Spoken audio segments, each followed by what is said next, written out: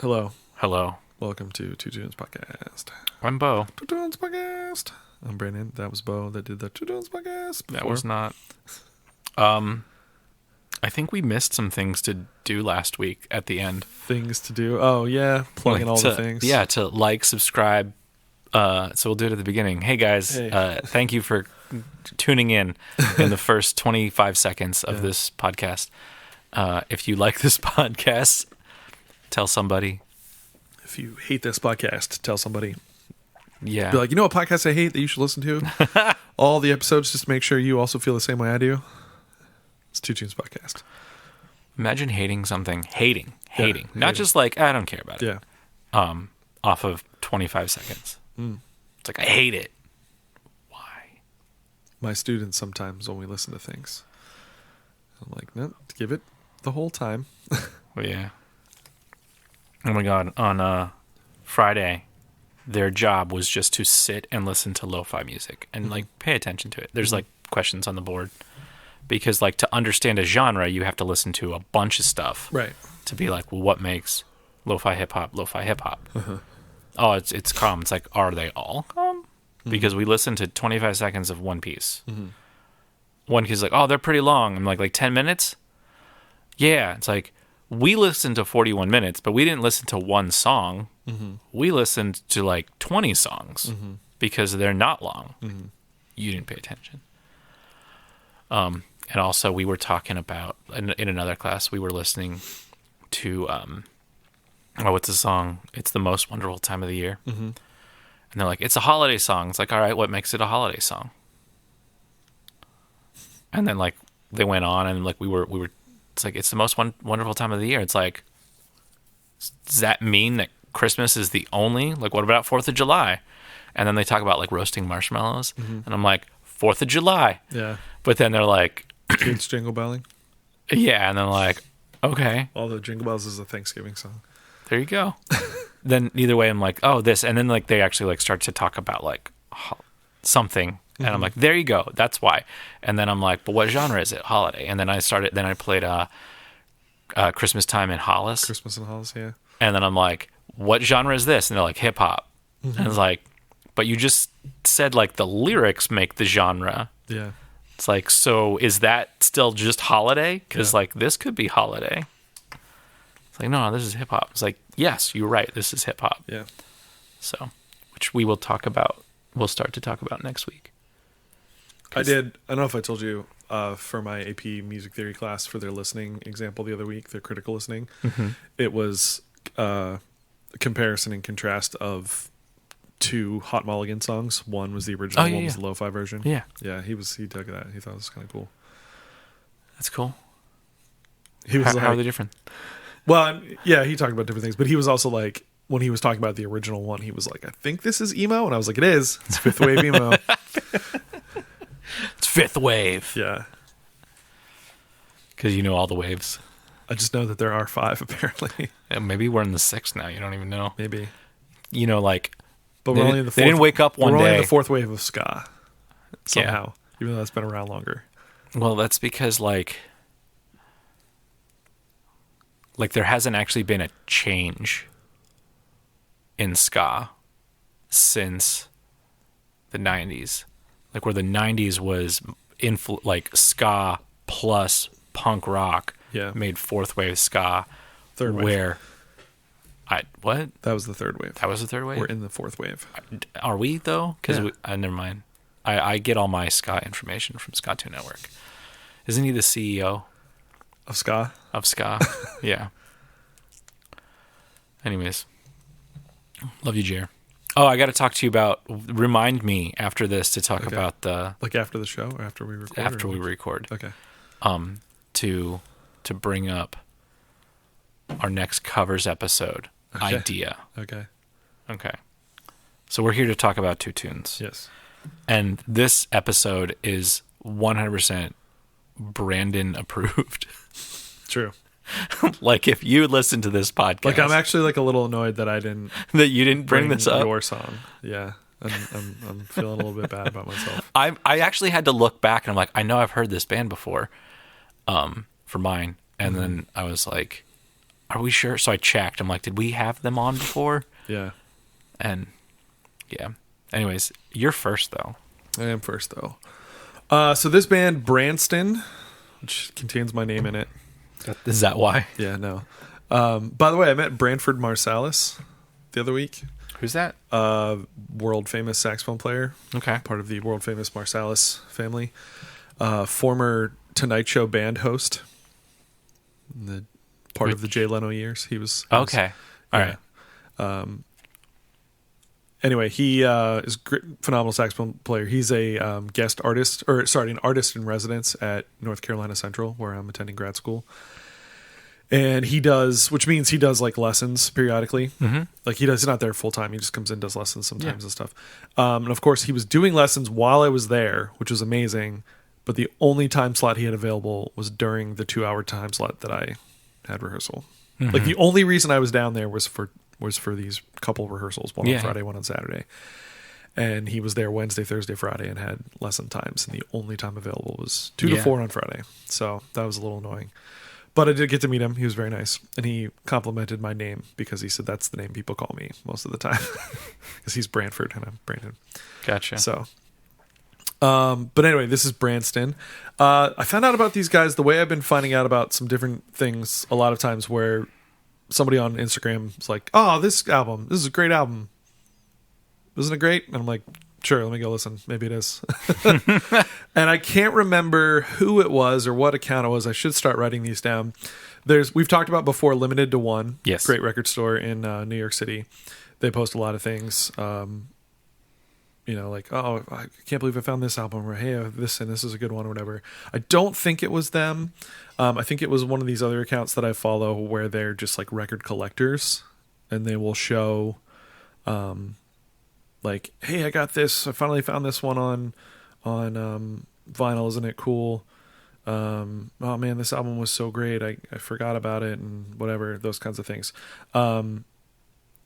So I don't remember which one it is. I'm trying to like look it up now, but I don't think I can find it.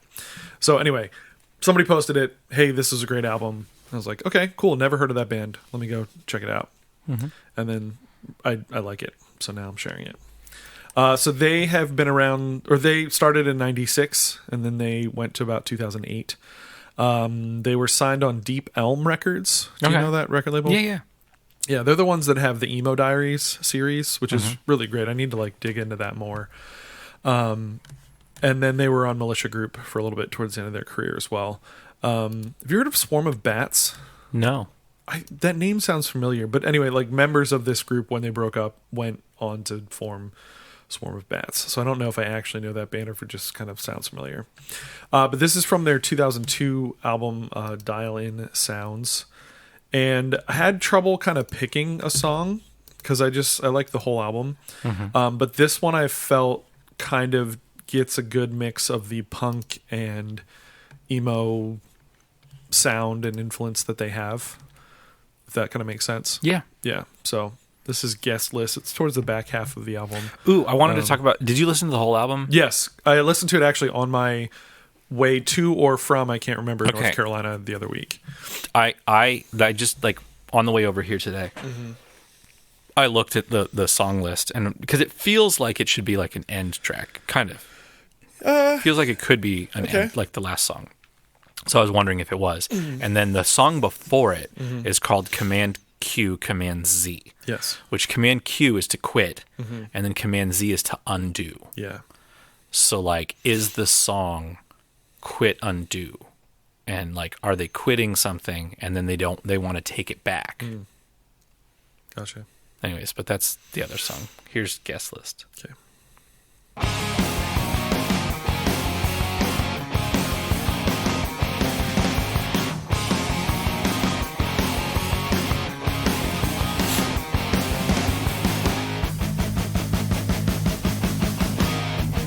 This is the very punky part of it.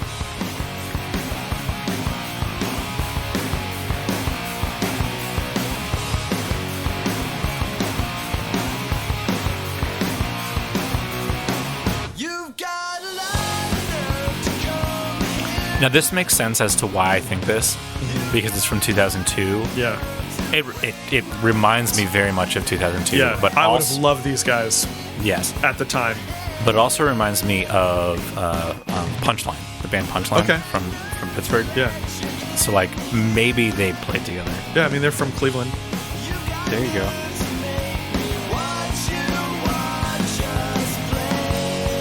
Chimes and the bells. Glockenspiel, yeah. Bells, yeah. Just the Wonder Years is big fans of using. And now, like a shift. Some piano in there as well. That'd be cool if they had like a little glockenspiel. Yeah. Right at that break.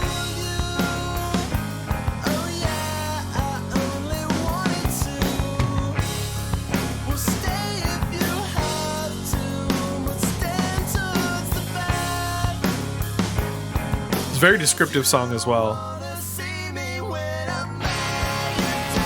Basically, like, who let you into the show? How'd you get on the guest list? Like, you shouldn't be here.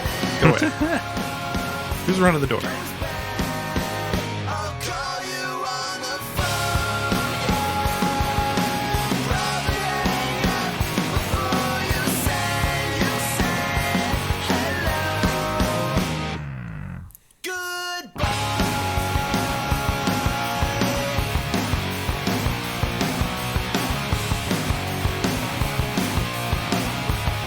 Yeah, I almost picked the very first song. Yeah. Just because it was like, you know, you get that, what do we call it? The primacy bias, like the first thing you hear. Okay. But then as I listened to the whole album, I was like, I think this is the one. This is the one that gives a good sense of their, at least from this album, their total sound, I guess. They're still around? No, they were up until 2008. This is also the only thing I've listened to by them. But I was just trying to get, you know, it's hard when we only pick one song per band. It's hard sometimes.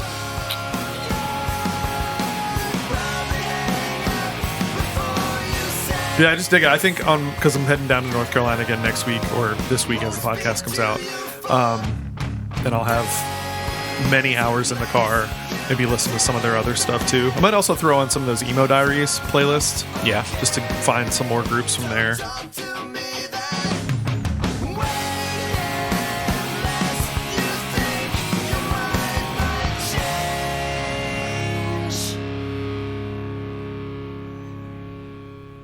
Yeah, I dig them.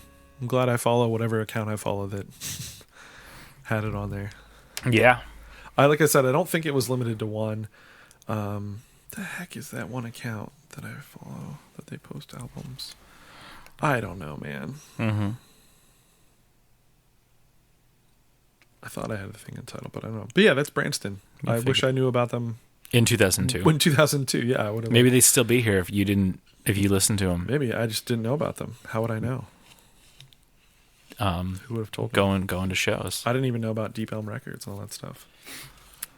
Come on, man. Recently, when I saw... Yeah, I know. Me too. Like, I didn't know about that record label until very recently. Yeah, the only record labels I knew in the 2000s were Fat Records, Epitaph, crap, what's the one that was like, that Thrice was on? I don't know. Whatever they were on. Vagrant. Okay. Drive Through. Mm-hmm. You know, like Fueled by Ramen. Yeah. Did you know Tooth and Nail? Yeah. That's all later. Okay. Asian Man Records. Did you know that? Kinda. Okay. I did know like them when I was in the band because like they ska related. Right. Oh, I just saw it. What is that? What's the record label? Now I can't think of. Did I already say Vagrant? Yes. And then Victory. Victory. Yeah. Okay, it's not this account that I thought it was. I guess I did know a lot of record labels back in the early 2000s. Apparently, I followed the drummer for Hope's Fall. Okay. He's the one guy that posts records and stuff. Oh, okay. But I just like now read his bio and I was like, oh, okay, cool. I thought I just liked your taste in records and the way that you post them in pictures and how nice they look. Yeah. Okay, so it's not that account. What's the other account that I follow? I can't remember. I can't help you, man. I'll never know. You'll never know. Follow too many things. You do. How many people do you follow on Instagram? Do you know? Look it up. It's less than 1,000. Really? Yeah. Good for you. I follow 2,400 accounts. Oh, wow. 2,436. Now, here's the thing. What's going to happen? And it shows me 12 of them. is things. 805. Most shonen feed, there's 50. So why? Because they post the most. Maybe. I don't know. It don't matter. Not. I can't think of what this account is called, but I think it's that one. The one that I cannot think of. Thank you for sharing this record with me. Okay. So thing one is I finished The Bear. Oh, yeah, like the whole thing? Yeah. Yeah.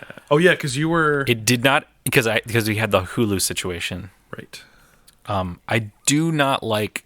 Like, it felt like such a triumph, and it still is like, you're still a piece of shit. Mm-hmm. It just felt like it wasn't a happy ending. It was like a lot good happened, but then there's still like crap. Yeah.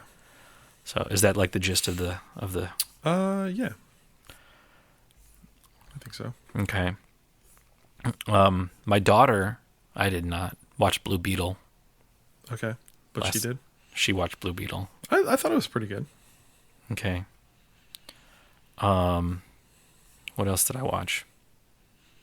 Did you finish Loki? Yeah. Did you like it? Yeah, it's okay. Yggdrasil. I don't really understand what the purpose of any of this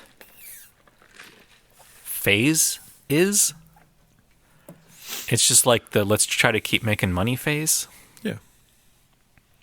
Let's keep. It doesn't have. This is the problem, though, that they set up for themselves, and that we've also bought into, is that it all has to be leading to this thing. Yeah. It doesn't have to do that. That's just what they did.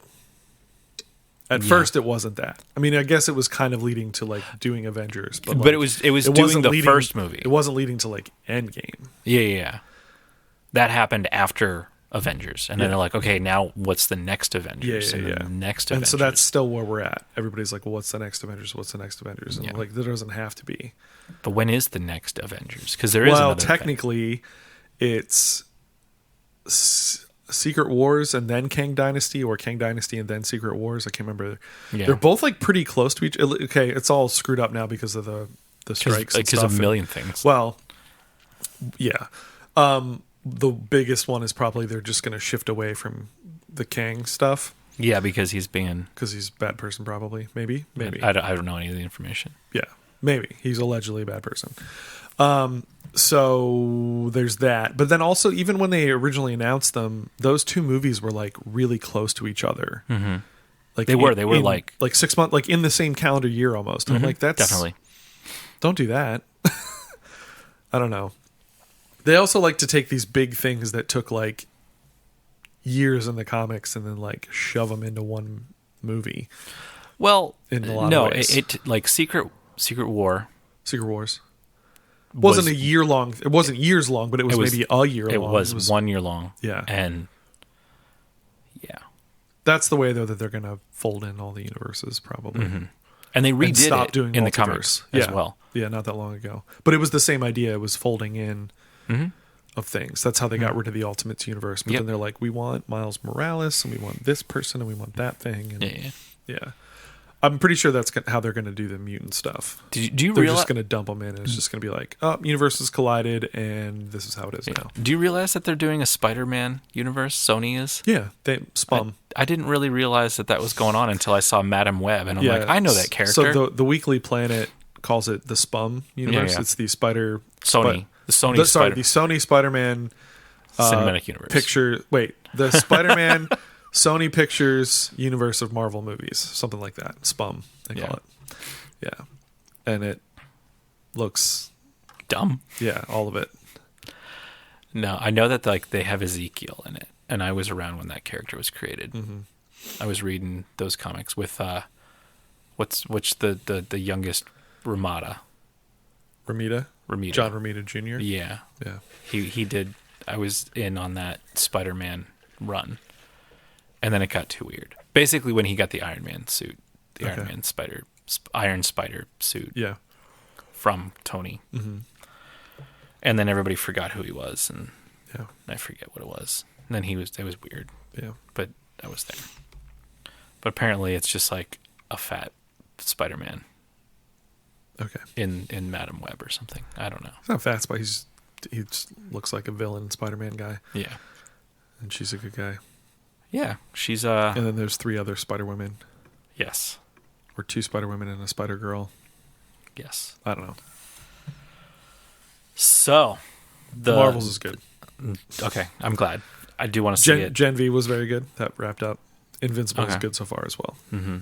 And The Boys comes out soon, maybe? I don't know. I need to get caught up on stuff. I was watching Invasion, which is on Apple TV. I saw something else. It's on Apple TV. Oh, there's a Monarch, which is... Yeah, I would like to see that. We watched the first episode, and it's like a whole bunch of like different timelines, like post-World War II timeline, and then like because after the first Godzilla movie, the timeline. Russells play each other. Wyatt and Kurt Russell play each other at different times. Wait, what?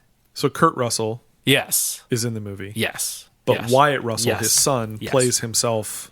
They play the same character. Oh, there you go. At different times. Yes. Yeah. Like the Kurt Russell one is the current one, and Wyatt Russell is the past one. Yeah. That makes sense. And it works, and it's good. Did you ever see Lodge 49? I did. Such a weird show. I love weird shows like that. Yeah. I'm like, this is cool. There's like a, what is it, Mrs. Davis? Oh. It's along the same line of like weirdness. Wait, the nurse? Or the... not Miss, She's a nun. Yeah. Is it called Miss Davis? Yeah. Yeah, I've heard... I would like to watch that at some point. I watched some of it. A nun I started on a horse. watching the Murder at the End of the World. Yeah? I started watching that. Interesting so far. Okay. Yeah. I haven't made it through the first episode yet because I haven't had time, but... Oh, Bodies. It's on Netflix. Okay. So... It's too much stuff to watch, but okay. Always. So Bodies is... this body shows up in this street in London, and we see it for the first time in 2023, but then it's also in 1941 and 1890. Jack the Ripper. Yes, but then at the end of you know this from, this isn't spoiling anything, but then there's a fourth timeline which is in the 20 something. Mm-hmm. So in the future. Okay. And it's the same body in the same position in the same place in these 4 timelines, and then like how all these connect, and it's a nice real time travel story which is like really cool. Nice. You should also watch Class of 09. It's on FX. Which means it's on Hulu. Yeah. Okay. Maybe I'll watch that when I get home. That's a good one too. All right. So the song that you wish you'd brought, or not, maybe not the song, but definitely the artist. Yeah, I don't, Darcy James Argue. Yeah. Secret Society? Secret Society, yep. That's the name of the band. Yeah. And then this record is called Dynamic Maximum Tension. Yes. And this song is 7 minutes long. It's called Dymaxion. Yes. Which is that just like the... I think it's putting all those 3 things together. Yeah. And track 10, which is called Tensile Curves, is 34 minutes long. We're not going to listen to that. But this is 7 minutes long. Do you know that there's a video for it? Yeah. Like in studio recording? Have you watched it? Yeah. Do you show your students it? Probably, yeah. This will probably make its way on some kind of thing. We've listened to his stuff before. Yeah. Yeah, so Darcy James Argue, great composer, band leader. This is his 4th album? I'll just say yes, because I don't know. Yeah, so there's Brooklyn Babylon. There is... let me actually look these up. Oh, wait, I got them all. I got them. You got them all. Infernal Machines. Infernal Machines, there we go. Brooklyn Babylon. Real Enemies. Yep. And then this one. Yeah, and they're all concept records and things. Yeah. And there's like a through line and an overarching story and stuff. Mm-hmm. But it's all instrumental. Yeah. Right? Yeah. Although there are sometimes like other things, like Real Enemies had like a whole multimedia presentation with it and stuff. I was bummed I never got to see that live. Okay. That was all about like conspiracy theories and things. Okay. As far as I know, Brooklyn Babylon was like just about Brooklyn. Okay. And like the way, like the different influences and cultures and things. Infernal Machines, I don't know off the top of my head. I feel like it was like myths and things, and I know like I'm watching this. It's very symphonic, music, just using the palette of big band, yeah. And there's a ton of great players on it, as always. Like Oh yeah, just killer players. I'm watching this video with him off Jazz Composers Presents, which was from 3 months ago, and he's talking about one of the. It's like, yeah, it's in 3/2, but it's more of just like a container because like the guitar is playing in 5/4, but it's written over top of that, and then like another is in 12/8. Yeah, because at some point you just got to put it together. You know what I mean? Yeah, yeah. Because they're like time paradoxes. So I met Darcy James Argue. Did you? Yeah, in 2007. So he went to. You're gonna know more than I do. So he went to McGill University, which is in Montreal, but then he went to the New England Conservatory. Yeah. And while there, two of my how loud this is. Yeah, it's very loud. Two of my friends and former teachers were also there. John and Lisa McLagan were both there, and so flash forward to from then, or I guess flashback for now, but 2007.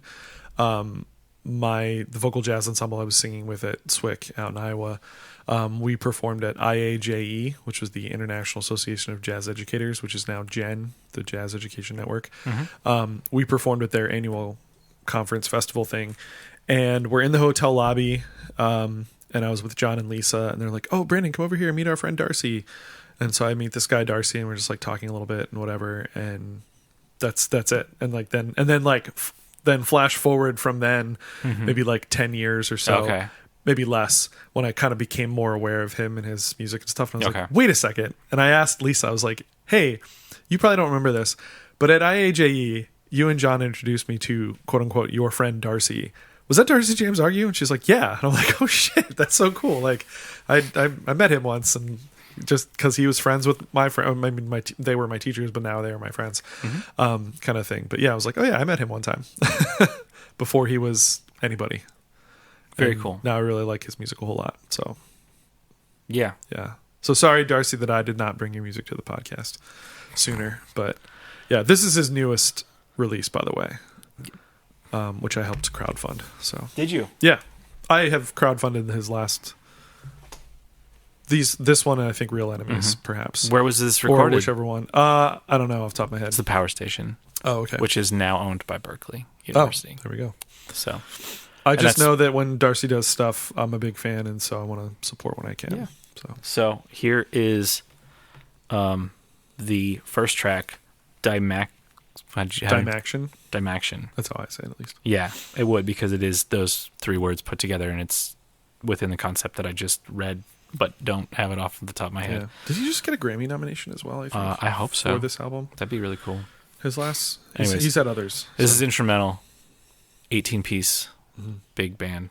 Yeah. And you guys should watch the video of it. Yeah. I'm going to show these to some of my kids maybe this week or next week, whatever. Here it is. You will play. Play the song. You will play the song. Oh, is it really being like slow? Is my phone freezing? It is. I guess we're not going to play it. Sorry, guys. We're time to go home. It's One Tune Podcast. Jokes. Both got jokes. We've got plenty of jokes. Do.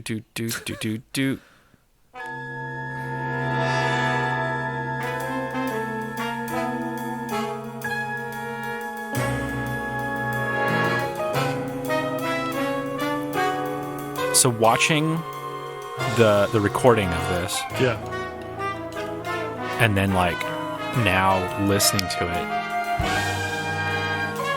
like I'm the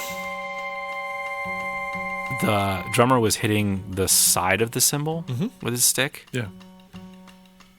At this point. Okay. And it's the ride. Well, I don't know if it's the ride cymbal. Yeah, probably. But it's definitely on the right side.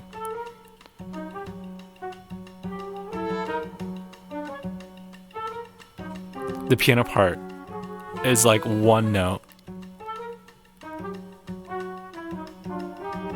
Piano part or the bass part? Well, right now they're doing like there is a piano part that is there that's just like one note, and then the bass part right there was.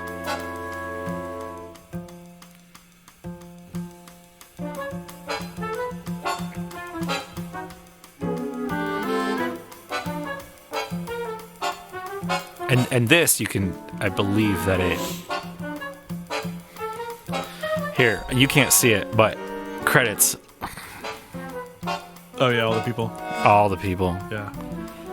By the way, sorry, there's just some cool moments. The Barry sax solo. So we said they're all concept records and stuff. Yeah. This one is it says this album pays homage to some of his key influences. Mm-hmm. So like Buckminster Fuller, Alan Turing, Mae West, and others. Duke Ellington, some other folks. Yeah. Bob Brookmeyer, I think. Pick Sweet.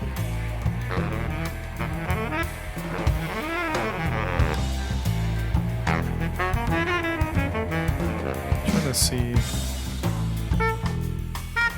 Who's the Barry player? I don't have the right website. Carl Maraghi. Okay. I mispronounced it. They also play bass clarinet in some of the stuff. Yeah. If that's there's a lot of doubling in the woodwinds. But he for this recording, he's in a room by himself, just doing the whole. Yeah, that way you get it clean. Yeah. I like there's a part, the trombones, that they're just sliding. Yeah. And like watching them all do it, all four of them. Yeah. It's so cool. And they all have mutes, which I like. I don't know, like I didn't think about it. Because like sometimes mutes you don't really pay attention to the sound of, unless it's the harmony. The harmony mute like really, really sticks out. Yeah. As far as its tone. Yeah. But like the trumpets just sounded like cup mutes. Yeah. It's got a specific sound too. Yeah. But the trombones have mutes. And one of them had were they maybe like buckets? One of them had a weird mute because it looked like it was just like a film canister. It's probably a bucket mute. I'm gonna pull up the video now and kind of go through.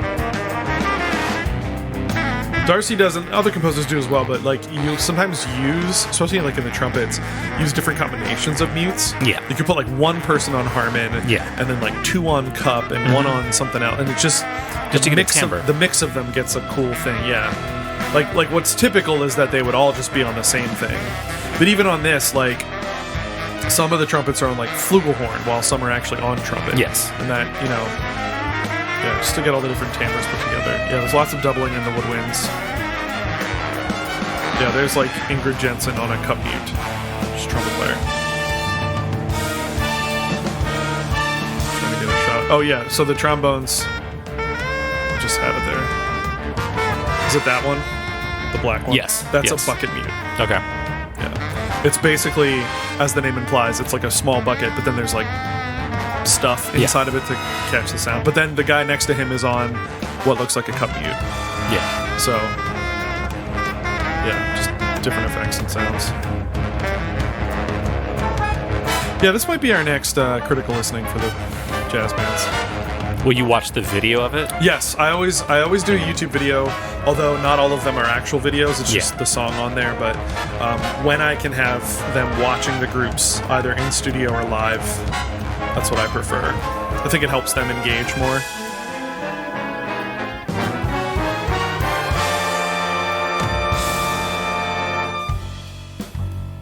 This. Yeah. It's just down there. Yeah. I would say that some of this stuff too, and I probably have played some of Darcy's stuff before. I was like, but is it jazz? For that listening prompt that I do with my kids. Yeah. You know? Like, yes, he's using the, as I like to say, like the palette, the color palette of the big band, but yes, you know.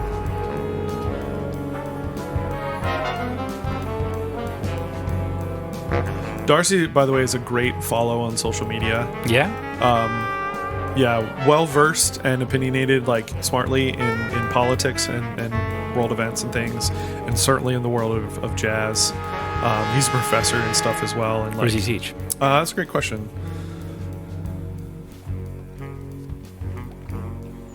Now, did it feel like it was almost 7 minutes? No, I mean we talked over it a bit too, but like, But it doesn't get boring. Like there's some things that, like, you know, 1 minute song can get really boring really fast, where a 7-minute song can feel like, oh, really, it's over?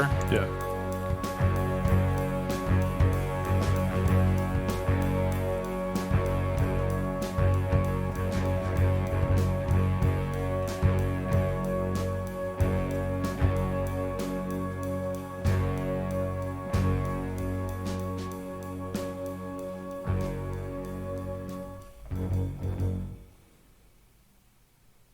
That's it. Where does he teach? I swear he's teaching somewhere. I don't know. He teaches online at the Grand Canyon University. Yes, Grand Canyon. I was like, what's the first online only school that comes to mind? Phoenix Online. There you go. Why can I not find this information? Because the internet is horrible. I want to say it's like... Doesn't say. Maybe he does not. You're a liar. How dare you? Apparently.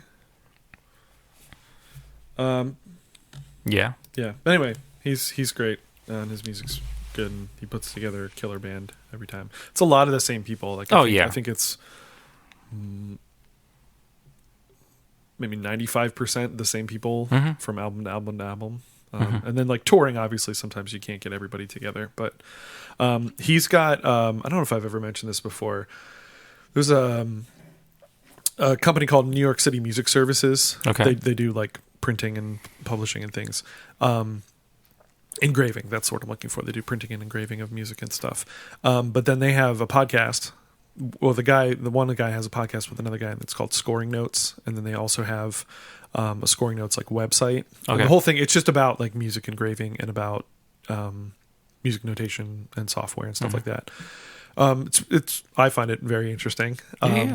But anyway, Darcy has it's like DJA's notes or something like that. It's like this section that they've kind of compiled it of his how he feels you should put your music together, basically. When you're making parts, when you're putting scores together, those kinds of things. He feels very strongly about certain things, things and stuff. And a lot of it I use because I'm like, oh no, that totally makes sense. Like just for readability and like, because the whole thing is like, you know, I talk about this with my music theory students as we're learning about writing notation and different stuff of like, the whole thing is you want people to be able to read it quickly and like the first time, you know. Not necessarily they're going to play everything perfect or whatever, but for the most part you want folks to be able to look at it once and be able to get a good sense of it and not have to be questioning things, you know. It's about legibility 100%. And so he's got a lot of great stuff on there, that especially if I was teaching more of like a college course or something, I would be, you know, this is a handout these kids are getting is this thing, because, you know, there's a lot of the good things you should use in there. So but he's great. His music's great. I met him one time. And before you knew who he was. Before I knew who he was. He's just my Lisa and John's friend, Darcy. So he was very nice. So here will be the funny part. Yeah. So if is he prominent on Instagram? Yes, he's all over social media all over the place. He's on Twitter and Facebook and Instagram. So he will probably see our post.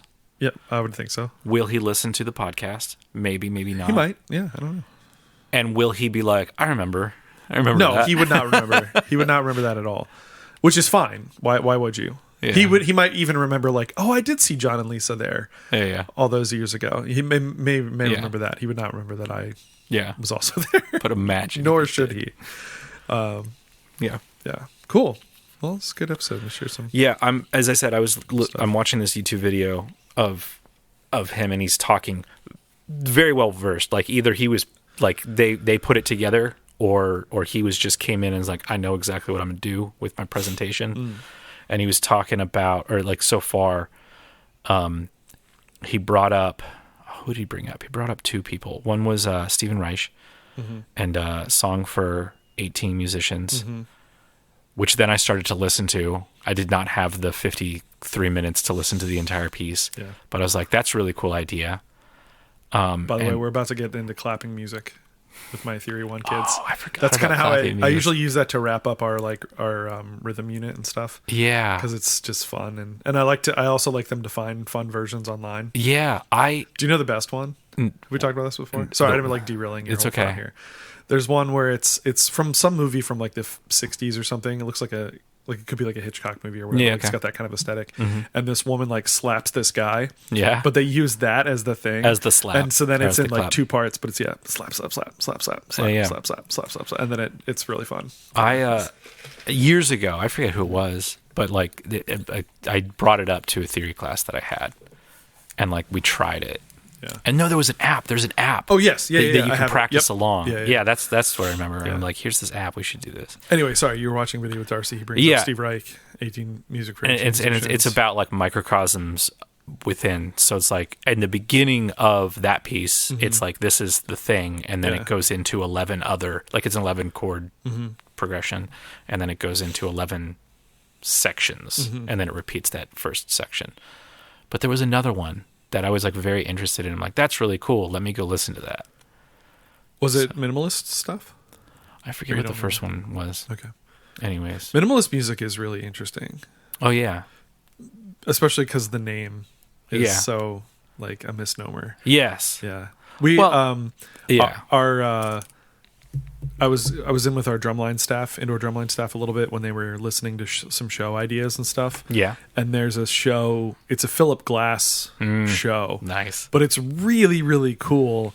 And I was like, the kids won't get it. It's just too, like. Yeah. But it was really, really well done. I thought it was very cool. Mm-hmm. But yeah, it was kind of like drawing on some of his stuff. Obviously, like that minimalist. I think there's a Philip Glass performance in New York City coming up Of. just to him doing stuff. Oh, like him doing stuff? Okay. Yeah, It wasn't it's- like one of it's- his operas or anything. No. I think it's like an evening with Philip Okay. Glass or something like that, Huh. which I'm like, that'd be really cool.